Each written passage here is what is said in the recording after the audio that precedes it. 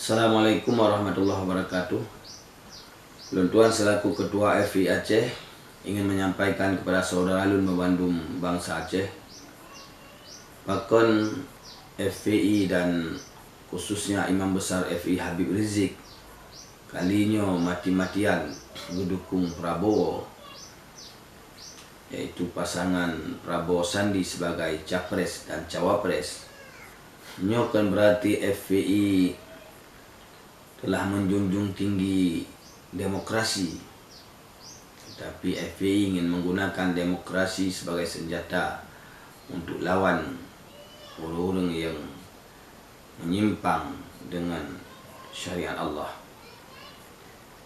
Karena ligidanya kata kalian bersama, selama yang kau likutnya, selama nanggronya dipimpin oleh rezim yang tengah memimpin uronyo, berbagai macam penghinaan terhadap Islam dan berbagai macam penghinaan terhadap ulama dibiarkan. Ari Armando dihina ulama, dibiarkan. Victor Leskodat dihina Al-Quran, dihina Islam, dibiarkan. Kemudian Nasyid Sukmawati Soekarno Putri dihina azan, dibiarkan.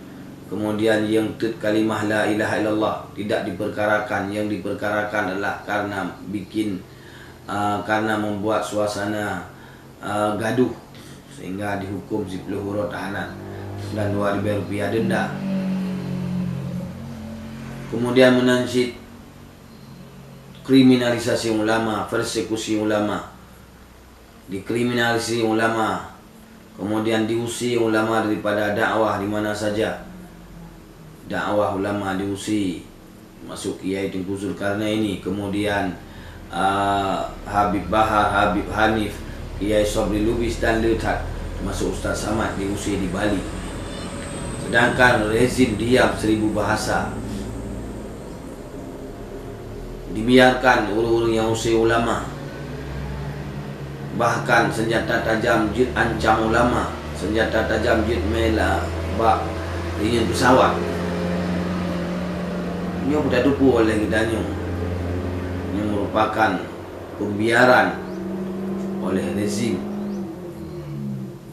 Maka oleh ulama yang istiqamah, di antaranya Habib Rizik dan lain-lain, melakukan ijtima' ulama ya, agar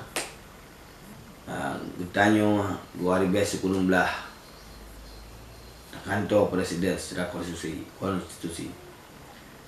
Seandainya Habib Rizik sira orang yang radikalis, sira orang yang ekstremis, mungkin wate put sasa ngajak umat Islam untuk kepung istana presiden. InsyaAllah istana presiden bisa terkepung. Menasib wate 212 7 juta umat Islam yang seandainya terkepung istana presiden bisa terkepung.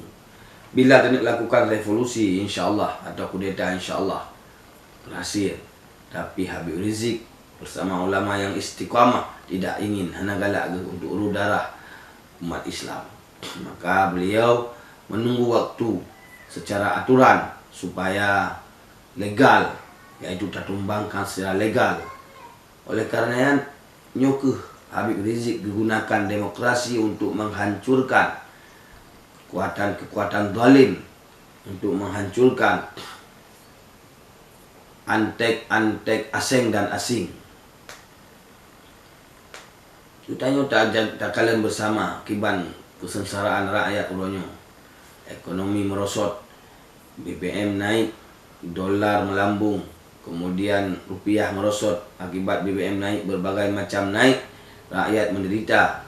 Maka oleh para ulama, ijtihad oleh ulama yang istiqamah, hana tergantung hana tergantung pegahku ya akan terjadi ke. Artinya ekonomi semakin merosot, Islam semakin terhina, menjadi tamu di negeri sendiri. Maka oleh karenanya FPI dan khususnya Habib Rizik Imam Besar FPI kalinya ijtihad kagepeh genderang perang untuk jihad politik, untuk jihad konstitusi, nyu kira bahagian daripada jihad. Ya, walaupun demokrasinya bukan sistem Islam, tetapi tergunakan untuk lawan musuh-musuh Islam. Karena lagi na senjatanya hana senjata lain, maka tacok yang na ile ma la yadrukulluh la yadrukulluh ni hana merumpak madum baik tertinggal ke Bandung. Jadi tacok senjata yang na ile untuk taprang musuh Allah. Yang umpamanya yang taprang umpamanya baru bisa mematikan dengan bukan AK-47, tapi AK-47 hana yang nasikin pukul ini harus tak mundur. Tidak boleh.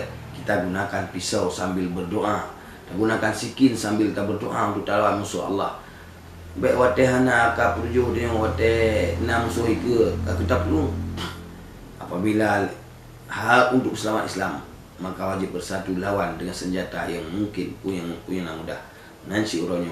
Karena demokrasinya jid tacok sebagai senjata yang gunakan sebagai senjata.